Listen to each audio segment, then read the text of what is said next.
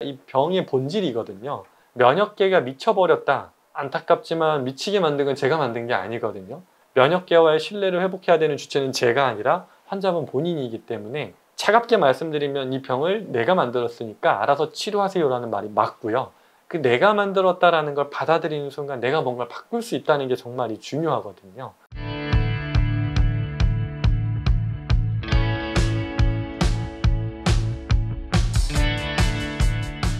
안녕하세요. 이배만의원 허준영 원장입니다. 최근 치료가 잘 되셨던 환자분들 영상이 유튜브에 올라갔는데 그 환자분 사례를 좀 리뷰해보는 시간을 좀 가져보려고 합니다. 영상들을 보면 저는 항상 느끼는 게 환자분들의 시선에서 보는 중요한 점과 제가 중요하게 보는 점들이 조금은 다르구나. 어떻게 보면 저는 임상적인 변화들 중에서도 좀 포커스로 삼을 만한 증상들, 그 어떤 중요한 수치들의 변화들을 좀 의미 있게 보는데 환자분들은 제일 직접 체감되는 증상 자체와 통증, 또 하나 염증 수치를 많이 확실히 중요하게 느끼시는구나를 많이 상담을 하면서 느끼게 되는데요. 일단 이 환자분은 저는 정말로 아주 모범생이라고 설명을 드리는 패턴이거든요. 모범생이라는 이유의 첫 번째 이유가 처음에 치료를 시작할 때 보여드리는 흐름이 있는데 그 흐름을 정말 그대로 몸이 따라가 주신 케이스거든요. 제가 이제 처음에 설명드릴 때 치료되는 과정에서 이런 패턴으로 변합니다 라고 제가 로드맵으로 보여드리는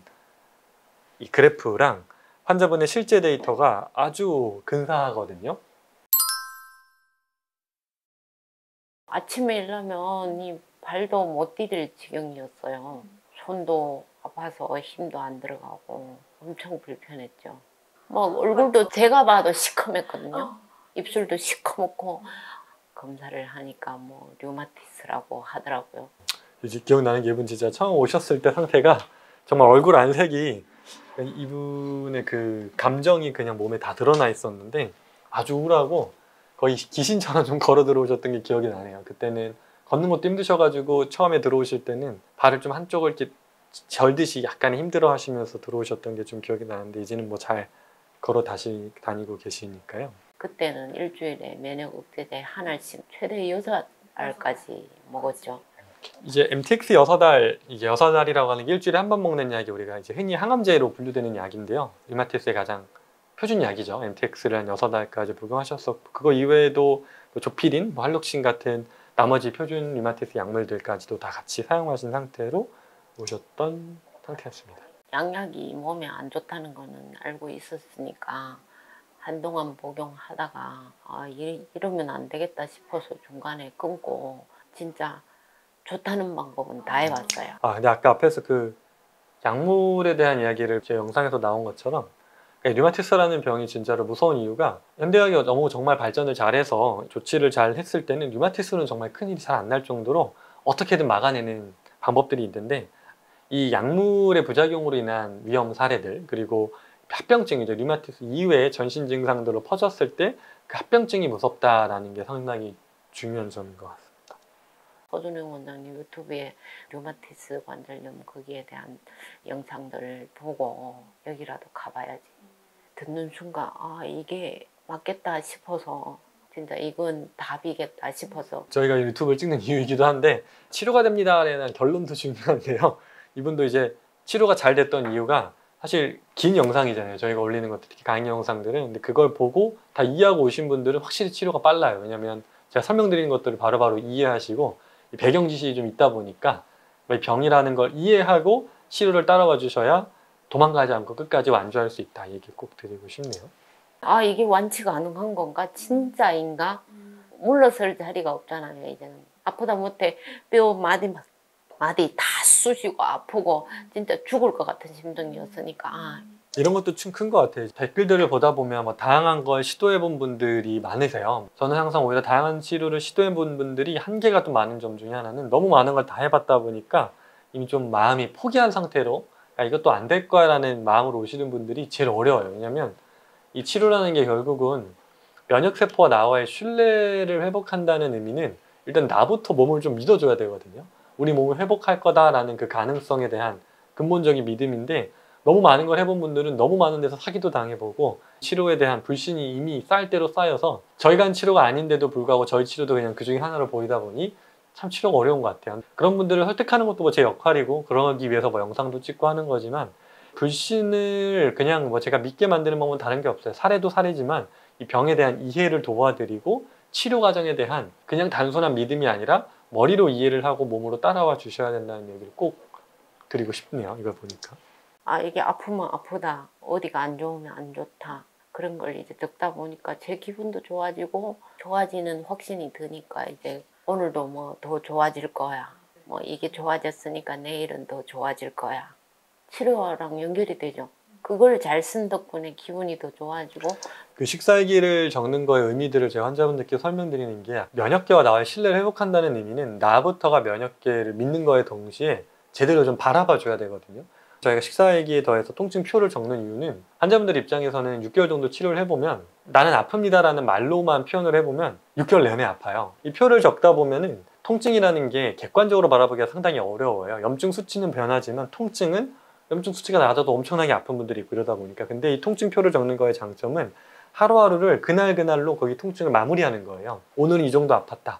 그거에 대한 평가나 감정적인 평가가 아니라 오늘 아팠던 걸 객관적으로 바라보고 적으시는 것 자체가 몸을 내가 계속 관찰하는 거거든요. 그럼 몸은 그거에 반응을 해요. 그러니까 이제 우리 몸을 내가 계속 관심을 가지고 바라봐주고 있다라는 그 행위 그 자체가 면역계한테는 하나의 신호거든요. 지금 주인이 나를 믿고 뭔가를 해주고 있구나. 나는 계속 아픕니다. 나 치료 안 되는 것 같습니다. 라는 분들을 기록을 쭉 가져서 제게 딱 펴서 보여드려요. 처음에는 내가 10점 만점에 8점, 심한 분들은 막 11점, 만점을 뚫고 가서 아플 정도라고 했던 것들이 지금은 4점, 3점 이 정도 떨어졌는데도 이걸 안 보여드리면 환자분들은 나는 예전이나 지금이나 똑같이 아픕니다 이렇게 말해버리거든요. 그러면은 염증 수치 떨어졌다? 관심 없고 난 여전히 아프다라는 말을 했을 때 그걸 인식을 제가 깨드리는 제일 좋은 방법이 통증표거든요. 이거는 제가 적은 게 아니라 환자분이 직접 적으신 건데 지금도 아프고 그때도 아프다고 하시지만 그때는 스스로 체크하시기 11점 정도의 통증이었고 지금은 3점 정도 통증이면 이게 좋아진 걸까요? 나빠진 걸까요? 라고 하면 이게 수긍할 수밖에 없는 거죠. 통증이라고 하는 게 환자분들 입장에서는 아픈 사람 입장에서는 지금이 항상 제일 아파요. 이건 어쩔 수가 없어요. 그래서 통증을 객관적으로 바라보는 연습을 계속하는 게 이 치료에는 정말 중요하고요. 그냥 아프다로 난 너무 아프니까 여기도 아파가 아니라 하루하루의 통증을 내가 점수화하고 몸을 관찰하는 연습을 하는 게 치료에서는 정말 중요하다. 그 얘기를 꼭 이번 사례를 통해서 드리고 싶네요. 예전에는 솔직히 몸에 대한 변화를 그냥 아프면 그냥 아파 하고 누워있고 그러기만 했지 어떻게 해야 될지를 몰랐지만 염증 수치 변화에 따라서 요거는 이렇게 변하니 어떤 상태가 될 것이다. 다음에는 어떤 증상이 올 것이니까 거기에 대해서 대비를 잘 해주시고 하니까 별로 뭐 두려움이라는 거는 없었어요. 다른 데 가면 자꾸 얼버무리 뭐 안 물어보면 얘기를 안 해주잖아요. 의사가 이거 많이 안 좋아졌네요. 그러면 안 좋아졌나 보다 하고. 이게 진짜 중요한 점인데 제가 환자분들이 처음에 치료 시작할 때 최근에도 뭐 이런 경우들이 있는데 저한테 약간 윽박 지르듯이 당신이 정말 완치시킬 수 있다고 하면 내가 몇 천만이라도 쓸 텐데 보장할 수 있냐고 이렇게 물어보시는 분들이 정말 계시거든요. 그런 분들 보면 참 안타까운 게 제가 딱 답변 드리는 건 아직 이 병을 잘 이해를 못 하신 것 같다. 제가 처음에 저는 겸손의 표현이 진짜로 아니라 저는 그렇게 좋은 의사가 아니라서요. 저는 그렇게 뛰어난 약을 가지고 이거를 제가 치료해드린다고 설명드리는 게 아닙니다. 면역계가 지금 어떤 상태에 있고 왜 나를 못 믿었는지 원인을 찾아서 하나하나 제거해주고 어떻게 하면 이 주인을 믿을 수 있을까에 대한 조건들을 계속 찾아서 쌓는 역할을 제가 할 겁니다. 근데 결국 면역계 회복의 핵심은 본인에게 달려 있습니다. 본인이 해야 될 것들이 너무나 많은데 그걸 저한테 그냥 다 맡기고 알아서 해주세요 하면 이 병은 치료 못 하실 거고요. 제가 시기 때마다 몸이 어떤 상태니 다음으로는 이런 걸 하셔야 됩니다 라는 설명을 드렸을 때 그걸 다 짜라주시면 치료가 될 겁니다. 그래서 치료가 100% 되나요에 대한 확신은 저가 아니라 스스로에게 찾으셔야 됩니다 라고 이렇게 시작을 하거든요. 이 질문에 대한 답을 드리면 많은 분들이 뭔가 이렇게 회피한다라고 느끼시는 것 같아요. 이건 회피가 아니라 이 병의 본질이거든요. 면역계가 미쳐버렸다. 안타깝지만 미치게 만든 건 제가 만든 게 아니거든요. 내가 만들었다는 걸 슬프지만 받아들여야 이 병이 치료가 되는 거고요. 면역계와의 신뢰를 회복해야 되는 주체는 제가 아니라 환자분 본인이기 때문에 차갑게 말씀드리면 이 병을 내가 만들었으니까 알아서 치료하세요라는 말이 맞고요. 근데 좀 도와드린다는 점들은 그 내가 만들었다라는 걸 받아들이는 순간 내가 뭔가를 바꿀 수 있다는 게 정말 중요하거든요. 막연하게 그냥 운이 나빠서 내가 길 가다가 하늘에 벼락을 맞은 것처럼 이 병이 걸렸다라고 생각하면 무기력해요. 할 수 있는 게 없죠. 근데 그게 아니라 내가 어떤 하루하루의 생활들의 결과들이 쌓이고 누적돼서 이 병을 만들었다라는 걸 슬프지만 받아들이고 나면 내가 뭔가 바꾸는 거에 맞춰서 몸이 변할 거구나라는 거를 자연스럽게 이해할 수가 있는 거거든요. 이 치료를 함에 있어서 꼭 환자분들께서 저를 믿고 따라와 주시는 건 좋고 감사한데 저한테 모든 걸 믿고 맡길 테니까 알아서 해주세요 라는 분들은 저는 그런 능력이 있는 의사가 아니라 저를 믿고 오시면 위험하고 내 몸을 이해하고 믿고 오셔야 됩니다. 이걸 꼭 설명을 드리고 싶어요. 3차 항진기 지나고 나서 누워도 앉아도 뭐 어떻게 해도 이 감각이 안 사라지더라고요. 그게 통할까 말까 말씀하시네요. 하는 그 느낌 있잖아요. 그 느낌 때문에 되게 힘들었어요.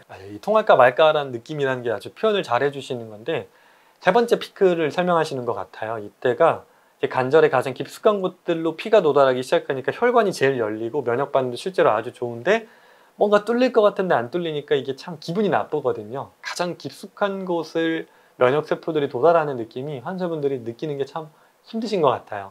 디딜 수 있었다가 더 아파서 디디지도 못할 정도로 그렇게 아팠다가 한 번씩 아팠다가 나면 그 전보다 나아져요.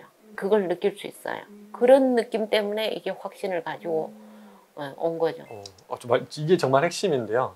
그러니까 제가 환자분들한테 많이 설명드리는 게 우리가 낙차에 대한 감각을 키워야 되는데 아까 이제 그래프로 설명드린 것처럼 이 염증 수치로 보면 환자분들은 이때 올라가고 나서 이렇게 떨어졌으면 3분의 1이나 줄었구나. 지난번에는 한 1.5배 오르는 것 같았다가 3분의 1 줄었으면 오를 때 떨어지는 감각을 떠올리시면 좋은데 환자분들은 대부분 그러지 않고 이렇게 떨어졌다가 또 오르면 또 2배나 올랐네. 그러니까 이거에 계속 집중을 하시거든요. 근데 오른다는 거는 기본적으로 이분이 잘 말씀해 주신 것처럼 통증은 기본적으로 치유 과정이거든요. 통증은 기본적으로 치유 과정에서 나타나는 반응인데 올라온다는 건 그만큼 또 치유를 위한 에너지가 모여들고 있구나 이렇게 생각을 하셔야 되는데 근데 막연하게 통증이 무조건 좋으니까 기다리시라는 게 아니거든요. 제가 계속 시기를 말씀드리는 게 이번 달은 올 겁니다라고 말씀드리고 올라와도 이거를 이해 못 하시는 분들은 이게 두려움에 딱 빠져버리는 분들이 참 많은 것 같아요. 올라가더라도 그것보다 더 큰 폭으로 떨어진다. 이 감각을 특히 류마티스 관절염 환자분들은 많이 계속 떠올리셔야 됩니다. 이번에 예를 들면 5만큼 올라왔다? 그러면은 7, 8 떨어질 거야. 또 오고 올라오고 또 7, 8 떨어질 거야. 그러면서 결국 전체적으로 봤을 때는 계속 떨어지는 거거든요. 이게 이렇게 일자로 떨어지는 게 아니라 오르는 듯 했다가 더 많이 떨어지고 거기서 또 오르는 듯 했다가 더 많이 떨어진다라는 이 감각을 스스로 느끼시는 게 정말 중요한 것 같습니다. 솔직히 긍정적인 마음이 되게 많이 작용을 하는 것 같아요. 밖에서 걸으면서 맨날 뭐라고 했냐면 나는 특별한 사람이다. 나는 진짜 소중한 사람이다. 나는 류마티스 관절염 치료 과정을 잘 이겨내고 완치할 수 있다. 그걸 맨날 입으로 말했어요. 걸어다니면서. 어떤 때는 컨디션이 떨어지고 아프고 너무 힘들 때면 그걸 자꾸 주문처럼 외워요.